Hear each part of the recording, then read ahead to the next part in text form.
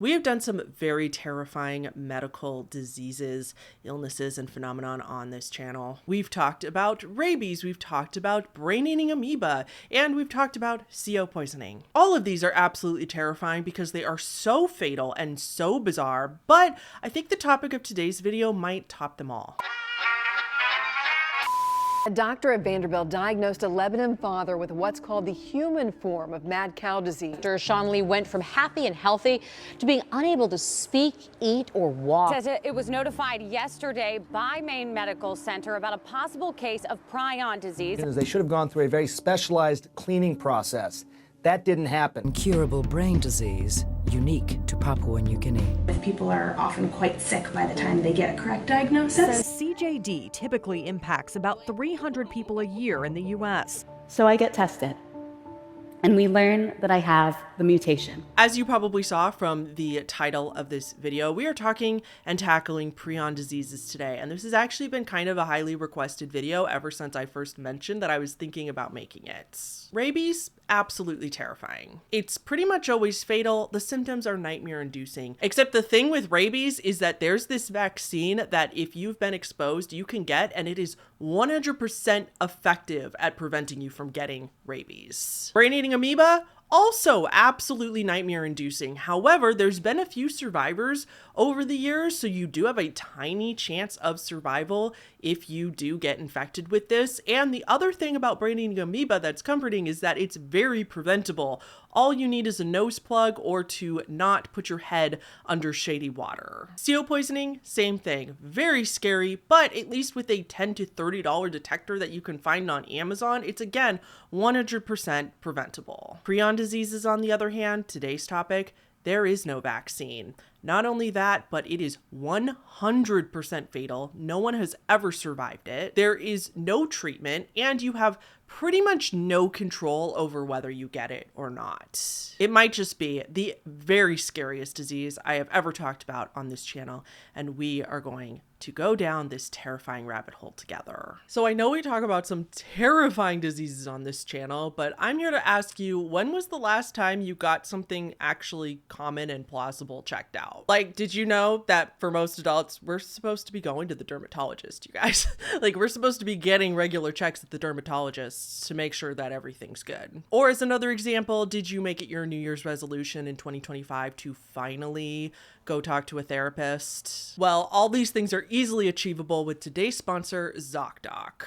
ZocDoc is a completely free app and website where you can search and compare high quality in-network doctors, choose the right one for your needs, and click to instantly book an appointment. ZocDoc has in-network appointments for over 100,000 providers for anything that you might need. Mental health, dental health, skin and eye care, and more. You can filter for doctors who take your insurance, who are located nearby, who are a good fit for any medical need that you may have, and who are highly rated by verified patients. You can also see their actual appointment openings, pick a time that is best for you, and click to book it instantly. Plus, ZocDoc appointments happen fast, typically between 24 to 72 hours after booking. You can even score same-day appointments in a lot of cases. You guys know I've been very open on this channel about my own health journey. I have a chronic disease called Crohn's disease, and it is so comforting for me to know that if I need something acutely, like my regular GI is over 45 minutes away on a typical day. So it is so comforting to me to know that I have ZocDoc, that if I really needed something close to me, if I had an acute situation, which can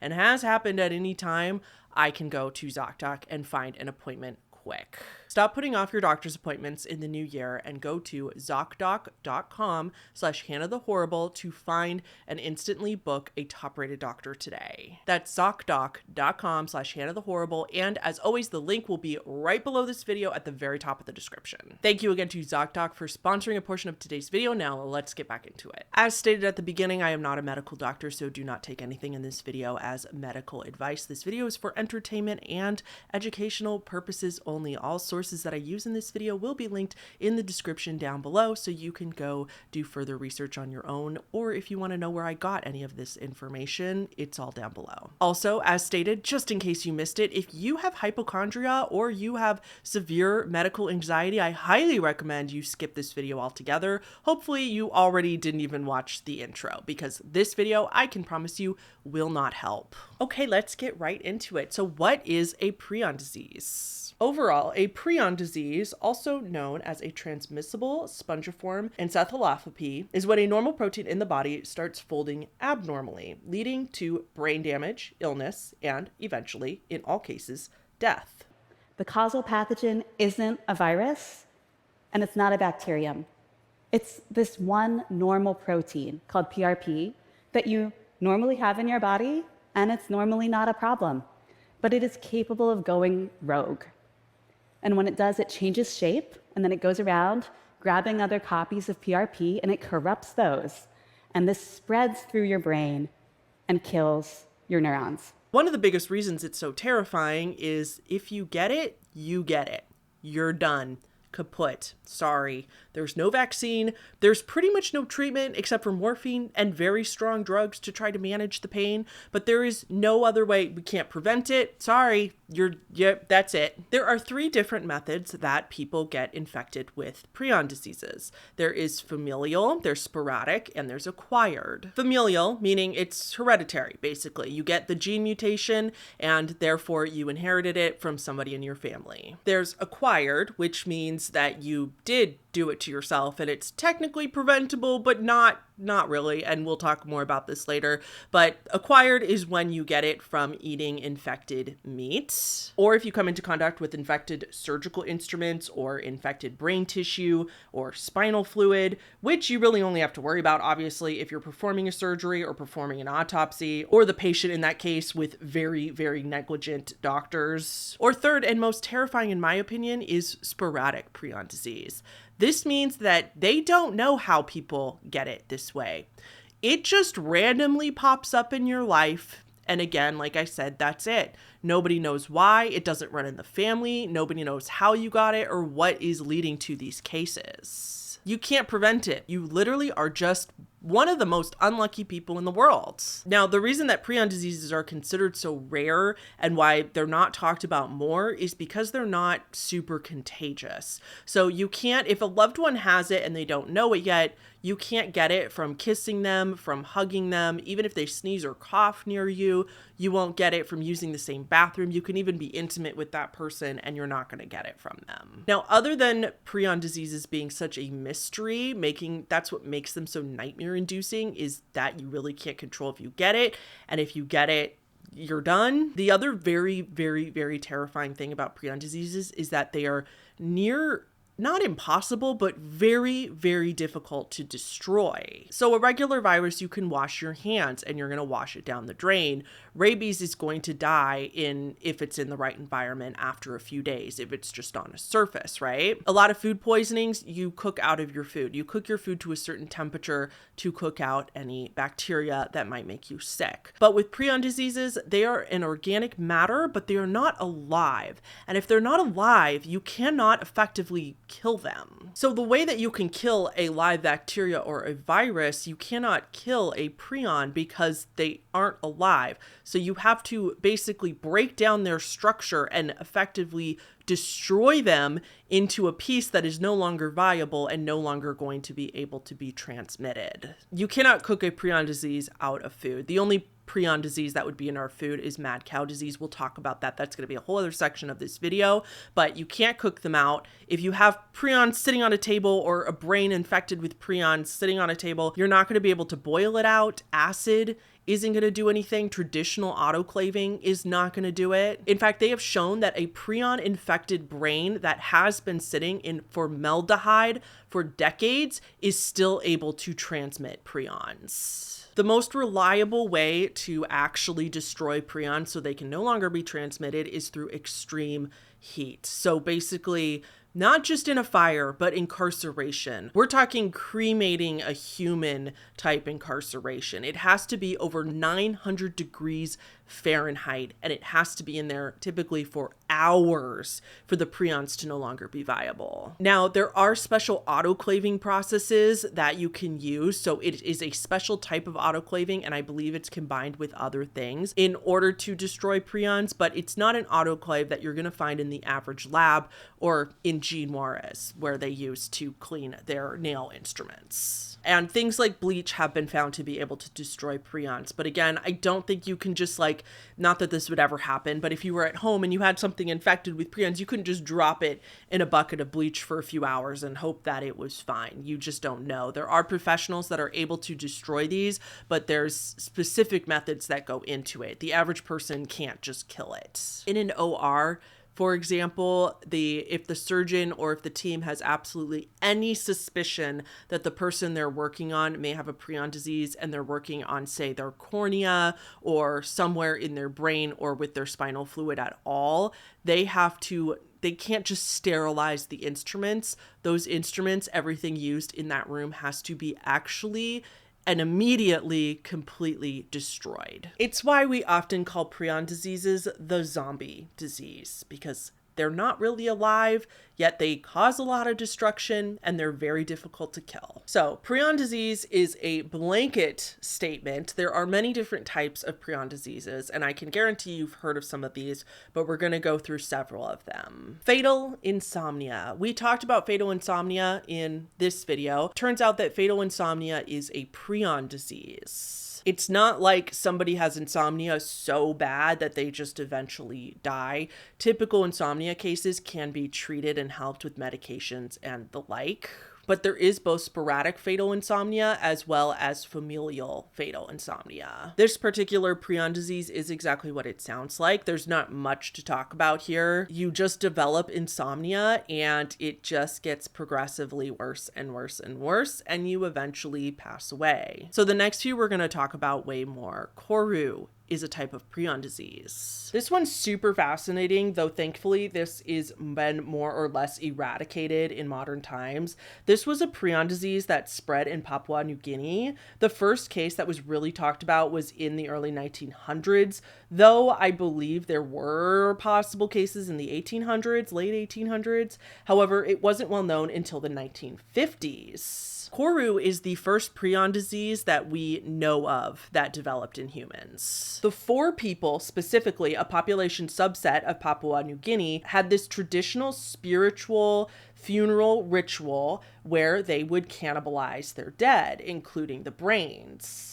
For the four people, it was a spiritual practice. They believed that this helped free the spirit from the dead body of their family member and allowed their spirit to be released to its next life. So it was a cultural practice to cannibalize their loved ones after they passed away. Now, they would cook their loved ones. They didn't just eat their loved ones raw, obviously, but they did cook it. But like we touched on, you can't cook out a prion disease. Women and children were the most affected by Kuru because they were the ones that traditionally were the ones to eat the brain of the loved one. So there were parts that were given to different people in the four people community, and women and children were the ones who ate the brains most typically. That's obviously where the prions are most concentrated, and so it was women and children that were affected the most. Kuru has killed thousands of people in Papua New Guinea. It was most prominent in the 1950s and 60s. However, upon figuring out what was going on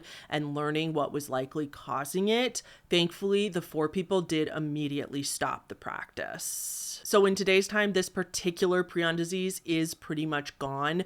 No one has been newly infected with it since they stopped doing this. However, another fun fact, prion diseases have a very long incubation period in some cases, not all cases, but in some cases, it can be decades before you actually show symptoms of it. So many people in this community still came down with this particular disease in the decades to come. The way that this all came about is also really interesting. It is believed, though not proven 100%, that somebody in the community came down with a sporadic prion disease, specifically Creutzfeldt-Jakob disease, which that's a whole other section of the video. And they came down with a sporadic form of that. So the one that just comes, nobody knows where it comes from. You just get a prion disease.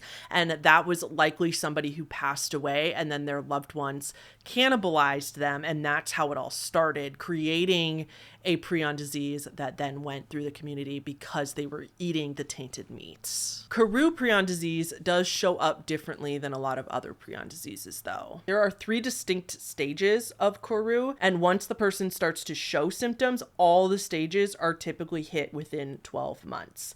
AKA, once symptoms start to show, the person usually has a max of a year to live. So stage 1 is the ambulant stage. The patient loses some control of their muscles. They're wobbly when walking or standing. They may have tremors, may have a hard time pronouncing words.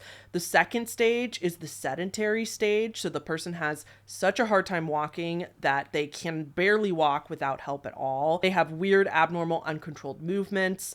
The tremors get more severe, and it's at this stage that you would also get another very bizarre symptom that seemed to be specific to Kuru and not other prion diseases, that you would get uncontrollable bursts of laughter in spite of the fact that the other symptoms experienced cause severe depression. That is why Kuru is often also referred to as the laughing disease, because in spite of what was happening to them, some victims of it would literally just burst out laughing and couldn't stop. Stage 3, obviously, is terminal. The person won't be able to sit up on their own at all. They also will not be able to control their bladder, bowels. They may stop speaking altogether. They are kind of there, but not really there, deer in the headlights kind of thing.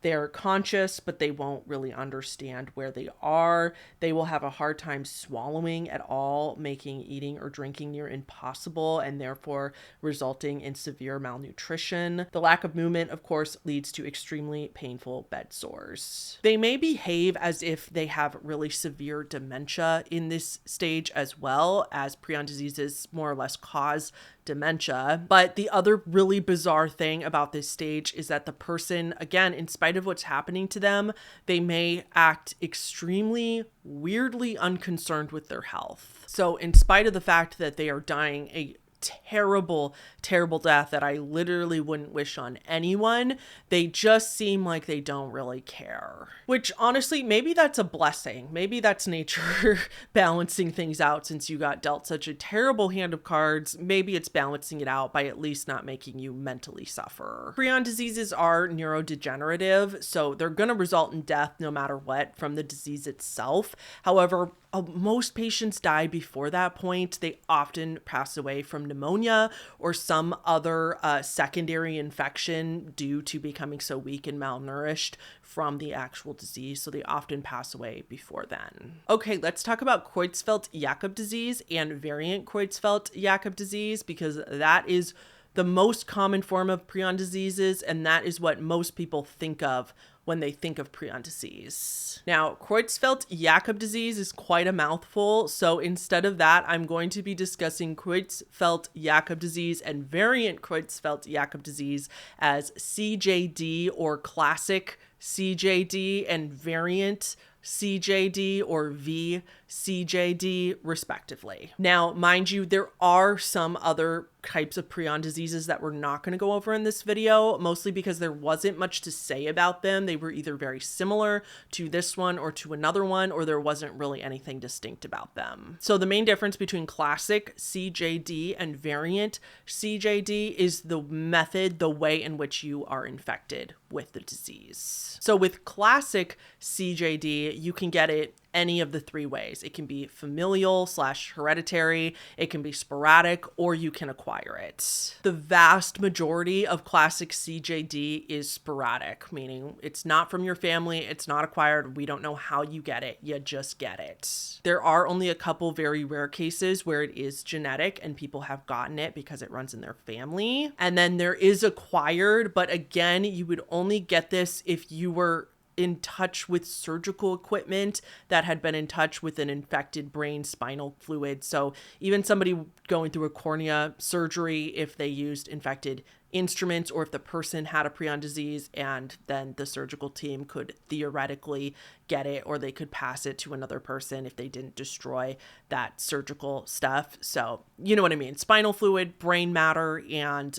like cornea, that kind of stuff, you could technically acquire classic CJD from that, but it's hardly worth talking about because I couldn't find a case of that really happening. The other distinction with classic CJD is that typically older people get it. So typically people don't get it until they're at least 60 years old. I think the younger side is like 55 years old, but it's typically an older people, late stage of life thing. So the symptoms of classic CJD: within months, CJD usually takes over the body. The patient will experience memory issues, personality changes, blurry vision, blindness, trouble moving, trouble walking, uncontrolled jerky movements, and then just like Kuru and other types of prion diseases, they will eventually be unable to swallow, and therefore it's difficult to eat any type of food, and they will become very malnourished. And after onset of symptoms, almost every single person with classic CJD dies within a year. But I think personally, from what I've read, that's a long time after onset of symptoms. Often it's quicker than that.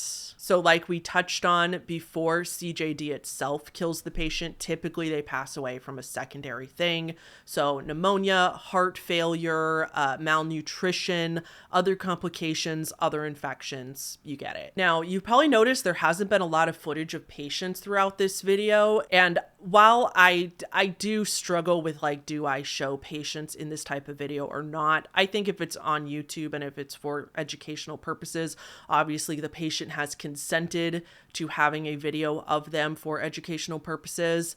So I'm not against it. It's just that there's not a lot out there. There is not a lot of videos of patients going through this, which I'm not surprised by. It makes sense. It's probably for dignity's sake. Honestly, it's probably the other hard part is getting consent from the patient to show them on video. Because if for one of the first symptoms is memory loss, personality changes and stuff like that, it's going to be very hard to get like actual valid consent from them. So that does make sense. That being said, I was able to find one educational clip from this YouTube channel, and I'm going to insert that here so you can see what some of the movement issues are with a patient. And I believe this one is Creutzfeldt-Jakob disease, classic. Vale, extienda los brazos, Jesús. Ambos brazos.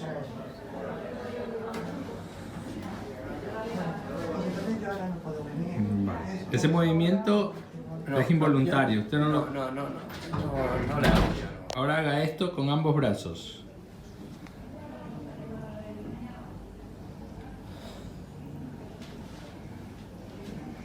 Vale. Ahora intente levantar su brazo derecho. Vale, perfecto. Ahora levante su brazo izquierdo. Baja el derecho y levante el izquierdo.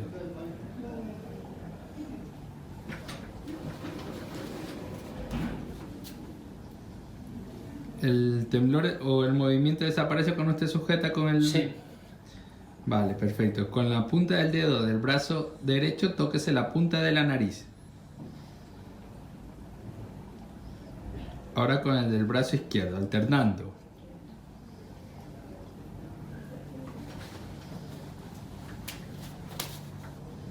Vale.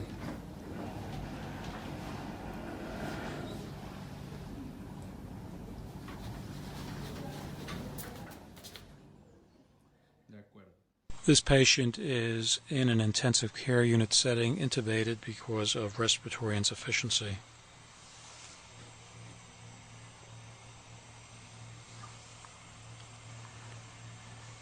She displays relatively low amplitude, generalized choreiform movements, particularly involving the upper extremities, the upper trunk, and her facial muscles.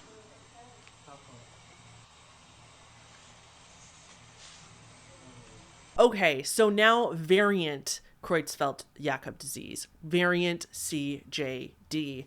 prion disease. That is the one that most of you probably remember a scare of if you're my age or if you're around my age in the early 2000s, because this, many people just call it mad cow disease. Hey guys, editing Hannah here. Just quickly interjecting here as we are about to start the mad cow disease section, as well as later in the video we are going to talk about another prion disease that affects deer and other animals. I just want to let y'all know that there is not going to be any footage of sick animals in this video. I know in the rabies video that upset some people and I felt really bad, and it upsets me too. This video is heartbreaking enough as it is. So I just wanted to interject here and let you all know that there's going to be some stock footage of these animals, but they're going to be the healthy version of these animals, none of them suffering.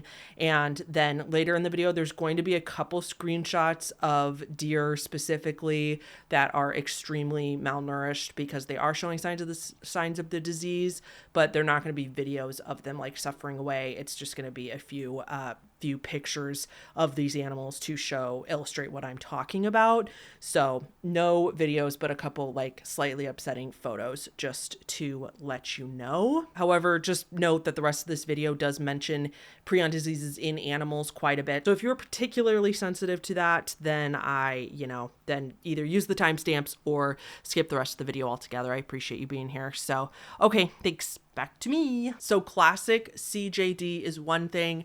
Variant CJD is a completely separate thing. Variant CJD refers to people who get Creutzfeldt-Jakob disease specifically through eating tainted meats. However, when we say that somebody dies from mad cow disease, or if somebody has mad cow disease, that's actually not entirely 100% accurate. The cow has mad cow disease. The cow is the one with mad cow disease. It's called bovine transmissible spongiform. I'll put it right here. It's what we said in the very beginning, but it's the cow that has the mad cow disease. They give a prion disease to the person because they ate a cow with mad cow disease. Does that make sense? You don't have mad cow disease. The cow gave you variant CJD. Now, let me start off this section by assuring you that if you are a meat eater, and I am a meat eater myself, you don't have to stop out of fear of this disease. Now, totally separate issue. Is it good to cut back on red meat for, health purposes, for the planet, for the animals, for sustainability? Absolutely. But that's not what this video is about. So vegans, don't come after me. I understand the importance and the benefits of eating less meat, but I'm just saying that if you don't need to stop eating beef for this particular disease. And let me tell you why. In the United States alone, there's only been 4 cases of variant CJD.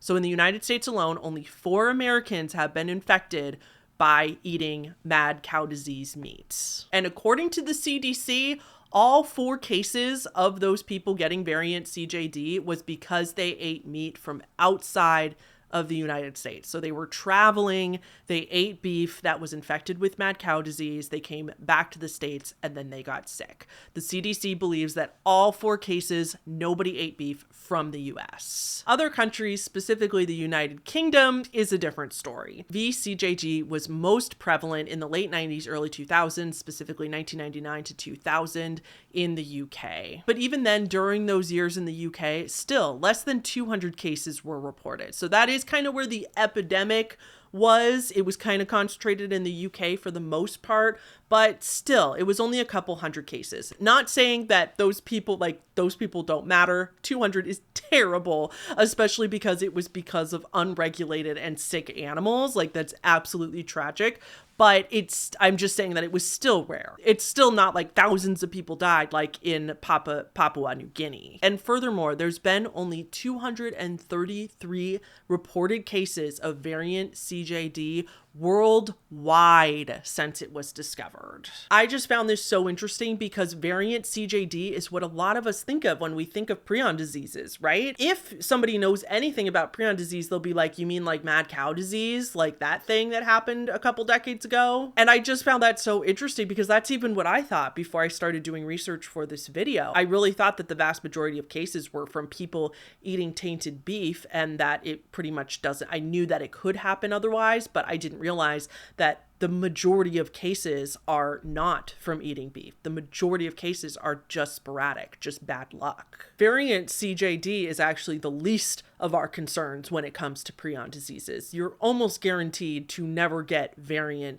CJD. Plus, Western countries now are very, very careful. Western countries now have tight regulations. They're monitoring the meat sources and the farms and the slaughterhouses and all of that to ensure that an outbreak like this doesn't happen again. So that is why I say that if you're going to get a prion disease, it's pretty much almost completely out of your control, because nobody in modern times, most likely, maybe 1 or 2 cases will pop up every now and then, but in most modern times, nobody is going to eat mad cow disease meat. Most all the cases now are completely out of the person's control. There are a few really interesting differences between classical CJD and variant CJD though. One of them being that they found that in variant CJD, the patient can be infected in their blood, meaning that an infected person, if somebody had variant CJD, aka mad cow disease, they could theoretically give it to somebody else if they donated blood and had a blood transfusion. That is not the case for classic CJD. As far as we know, it's not transmissible in the blood. So that's something very specific to vCJD. They actually had to put a bunch of restrictions on people donating blood in various countries. Like if you visited certain countries in between 1980 and 1996, where they believed that this tainted meat was from that time frame in these specific countries. If you visited those countries for a certain amount of time, et cetera, in certain countries, you weren't allowed to donate blood. The United States included had a rule like that. The US even had this rule in place in a lot of places for people that wanted to donate blood. They couldn't donate blood. They did finally take the rule away in 2022 because I think the CDC and stuff has determined that it's impossible to get it nowadays, or that you're just not going to get it nowadays, that people just don't have it anymore, but it was a thing. The other weird thing about variant CJD, mad cow disease, is that people that get it are younger. People that get classic CJD, like we talked about, is in later in life, typically over 60 years old. The average person who passed away from variant CJD was 28 years old. We don't really know why, but I would venture to say that it's from eating meat. That, I mean, if you got variant CJD from eating tainted beef, then anybody at any age could eat that beef and then come down with it at any time, come down with symptoms at any time, whereas in sporadic, like perhaps it just takes your body that long for the mutation to begin. The symptoms are also different. In classic CJD, the symptoms typically start with dementia-like symptoms, memory loss. Variant CJD is more likely to start with mental symptoms, anxiety, and severe depression. Variant CJD also has a symptom that is not seen in classic CJD at all, and that is something called, I'm going to read it off because I can't pronounce this, dysesthesia, dysesthesia, which is a sensation on the skin, or kind of, it can be in other parts of the body as well, but it's a sensation of being tickled or a sensation of burning, itching, pain. It's just this like constant sensation on the skin. Even if it was tickling or even if it wasn't painful, I can't imagine. That is torture. You can, I mean, imagine like the pins and needle feeling you get when you sit on your leg too long or you sit in a weird position. Imagine that, but it never goes away. I don't know if that's exactly what it feels like, but you know what I mean? Like, it seems like it wouldn't be that big of a deal to some people, but then after even 5 minutes of that, it would be literally waterboarding, like natural waterboarding. But that was a sensation in variant CJD, not classic CJD, which is so fascinating to me. And then last, variant CJD after symptoms start to show. So like I said, incubation periods can vary from a few months to a few years to decades, depending on the prion disease. In variant CJD, it kills you slower. So typically after an onset of symptoms, people with variant CJD tend to pass away over a year later. Whereas for classic CJD, once you come down with symptoms, the patient typically dies within a few months. Okay, so as I touched on, there's not a ton of anecdotal stories about this. I really wanted to share some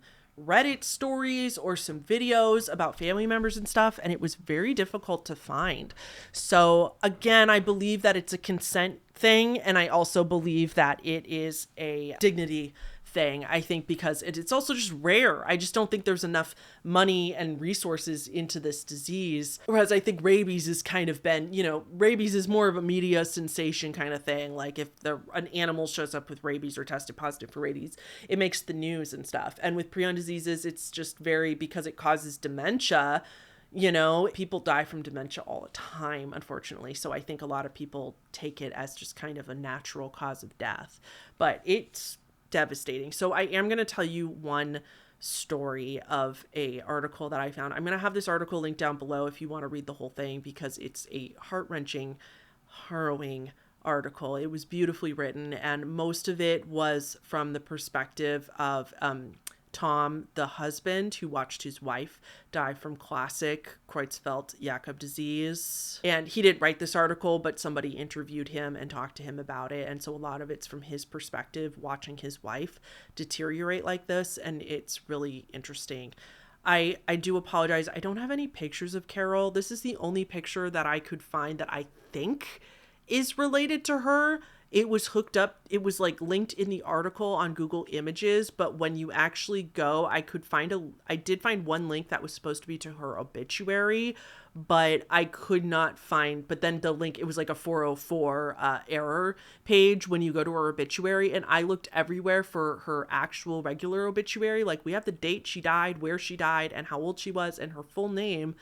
I cannot find her obituary anywhere, and I'm not sure why.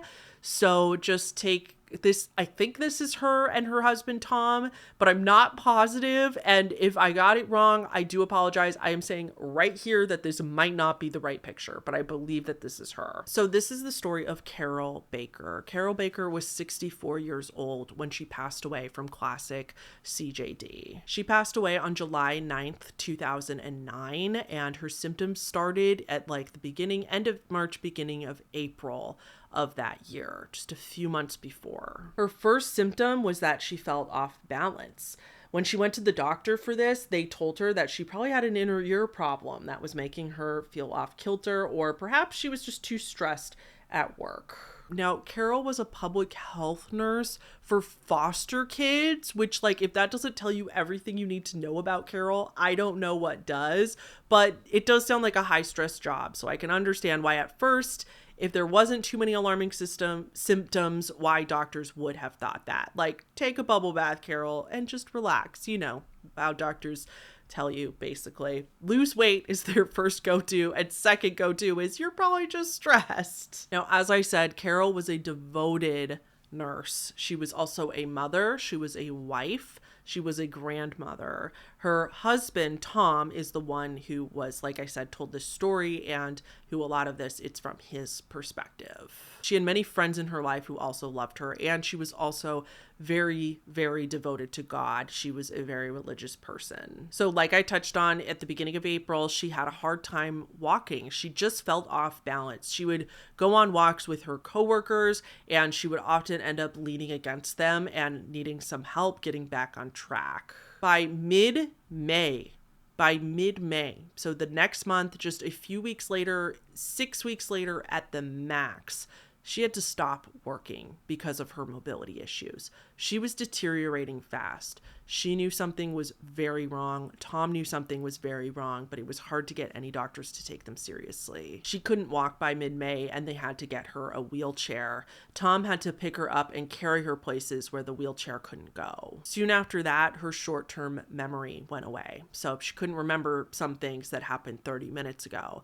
And then soon after that, she not only couldn't walk, but she couldn't use a wheelchair. She was completely bedridden. She had been going to the doctor. They had been begging different doctors and specialists to find out what was wrong with her, and it was finally a neurologist that was able to diagnose her. All the doctors ruled everything else out first, of course. They ruled out cancer, they ruled out drug problems, which is crazy to me, but they ruled out all these other diseases, and this neurologist started to become suspicious about a month after seeing Carol for the first time. He started to become suspicious of a prion disease, or specifically classic CJD, when he saw her weird rapid eye movements that seemed to be uncontrolled, as well as her other jerky movements that seemed to be not well controlled.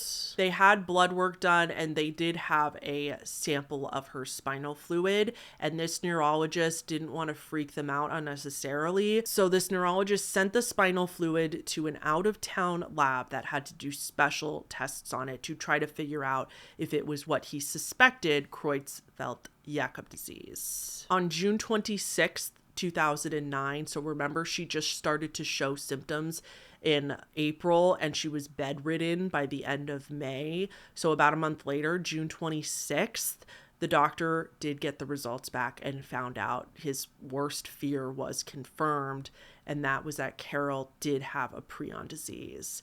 He, at that point, sat them down. He said it was one of the most difficult parts of he's ever had in his entire job, but he had to sit down Carol and Tom and let them know of this devastating news. And Carol and Tom even said that they were relieved when he told them this, because it felt like everybody else was gaslighting them, and it was just a relief that somebody took them seriously enough to figure out what was going wrong, and that even though their worst fears were validated, it's like they already knew that something was not right and that she was very, very badly deteriorating every single day. So they already knew it wasn't good. I think they already suspected that whatever it was, she wasn't going to get better. And so for somebody to finally let them know what it is and give them answers was a gift. And the article even explained that Tom and Carol hugged the neurologist after he diagnosed them. Now, this is how fast this disease takes over the body. So after being diagnosed, later that night, Carol had terrible insomnia. She couldn't even close her eyes, and she couldn't stop talking. A few nights later, so that's like Friday night that they get diagnosed, by Monday night, Carol wakes up at 3 a.m. screaming bloody murder and screaming uncontrollably. Tom doesn't know what's going on. I mean, he knows what's going on, but he's like, oh crap. And it was very traumatic for Tom this particular night. I bet he still has flashbacks to this day. And Carol calls her daughter, one of her daughters in Texas, to tell her what's going on, and tells her daughter that Tom is attacking her. Tom reportedly was just like backing away from her, just trying to give her as much space as possible, because he didn't want her to actually think that he was attacking her, and didn't want her to, like, for Carol's daughter to also think that he was attacking her, even though I'm sure Carol's daughter by this point was aware that that's not what was going on. Paramedics had to come to their house and restrain Carol, and she was brought to the hospital. And in the next few days, this is where the out of it stage came, where she just seemed like she was conscious and aware of what was around her, but she was deer in headlights, like glazed over, not actually there, not Carol. Since they now had a diagnosis, the hospice team gave them a hospital bed that was installed in their condo at home so that Carol could finish out her life and pass away at home with Tom. Her legs were twitching uncontrollably and moving uncontrollably at this point. Just a couple days after that, Tom woke up hearing heavy breathing from Carol and knew that she was about to pass away. And all Tom did was get in bed. He got in bed with Carol. He climbed into her hospital bed and just held her until she passed away, literally in his arms. If that doesn't restore your faith in true love, I don't know what will. Because Tom, I mean, just to be able to hold somebody who is not the person you married anymore, because their brain had been literally destroyed by something so terrible and out of his hands, and to be able to just hold her and think of all the good times that they had together while she passed away in his arms. And thankfully religion did help them at this point. I'm not a religious person, but I can appreciate when that helps people in moments like these. And Tom just knew that she was going to God, in that moment. He just felt that he was taking her back, to heaven. Carol passing away was 13 days after she got diagnosed, July 9th, 2009, Only 13 days after they finally got an answer, she had deteriorated so much and just was gone. About 3 months after she started showing symptoms. So in the last part of this video, we're going to touch on chronic wasting disease really briefly, because I feel like this one's actually been in the news lately. And this is that really scary one that is going through the deer population right now. And this is another type of prion disease. So chronic wasting disease is a prion disease that so far has only affected animals like deer, elk, moose, reindeer. There's been other animals, but those are the main ones, and deer is the main one. So far, it has not affected pets, humans, or cows. Like, so far, they don't even think humans can get it from eating deer, although that would personally stop me from eating deer, but that's just me. However, chronic wasting disease is its own kind of terrifying, and I am low-key scared of where it might evolve to, because unlike the other prion diseases, this one can be spread animal to animal through a lot easier means. So they can get it, they seem to be able to get it from saliva, from feces and urine. So eating the grass out of feces of another deer that had the prion disease. If another deer comes by and eats grass out of the ground where an infected deer peed or pooped, then they can get it that way. So it seems to be just way more transmissible in the deer population, whereas in humans, it's not very contagious, at least from human to human for the most part. The disease can, again, be dormant in these animals for months or even years before they start to get sick and actually die. The first biggest red flag is that the animal loses weight extremely rapidly. Like, will go from normal to way underweight, ribs showing very, very quickly, which is why it's often referred to as the wasting disease, because the animal wastes away. The animal will stumble, they'll drool, they'll look listless, which is like deer in the headlights is already a saying for a reason, and it gets even worse for the animal. They may drink or urinate excessively, and the other weird symptom is that they might behave braver around humans than typically they should. So, you know, deer run away from humans almost always because we're predators to them, or they're not sure they can trust us. And in this case, if they are showing symptoms of this, they might be like weirdly brave around humans and may just like not seem to care about them being there at all. And yeah, that sounds I would not be surprised if this was mistaken for rabies a lot of the time. Now, prion diseases are often called the zombie disease mostly because the prions themselves are so difficult to destroy, because you can't really kill them and the way that it infects people. But this is called the zombie deer disease often because it literally is turning these deer into zombies. This has been a problem in several states, even recently in the news. I saw articles from 2024. And I mean, rest assured, the CDC is working on this. They are monitoring the issue and trying to get to the bottom of it and seeing if they can stop it.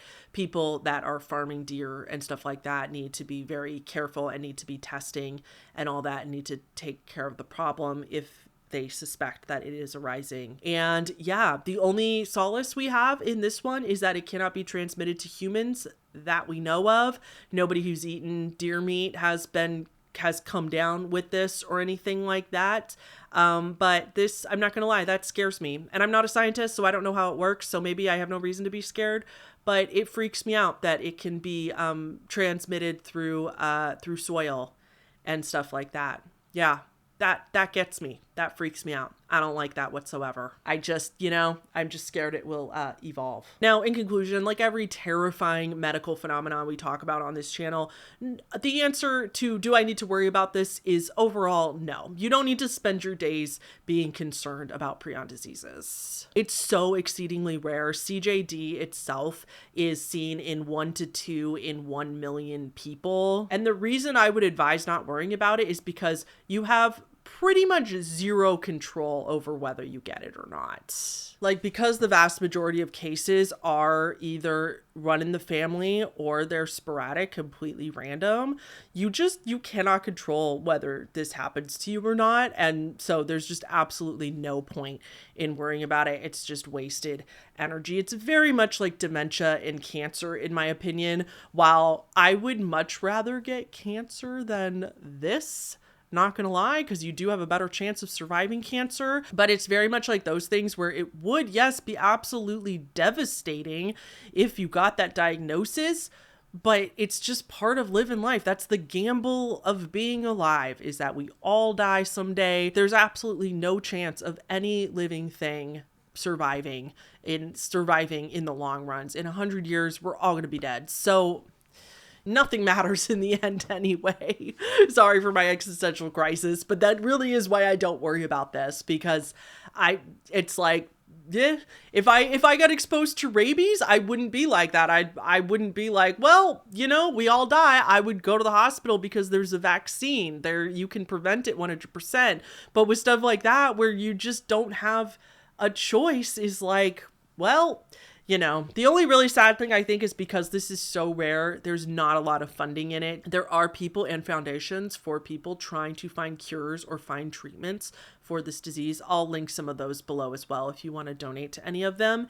And it just, you know, it's just, there's just not enough resources in it. So I do find that really, really tragic, because this is just as devastating as dementia, because it causes dementia. I mean, it's another form of dementia in a lot of ways. Okay, guys, that's going to be it for today's video. Don't forget the merch. If you like the merch, Camped Encrypted, still on sale. It sells like hotcakes. You guys love this design. I am going to come up with another design at some point to work on with my artist, I promise. But for now, that is the design that we have. And there's crop tops, there's sweaters, there's t-shirts, there's all kinds of different designs. It's pretty size inclusive as well, so go pick any of that up if you want.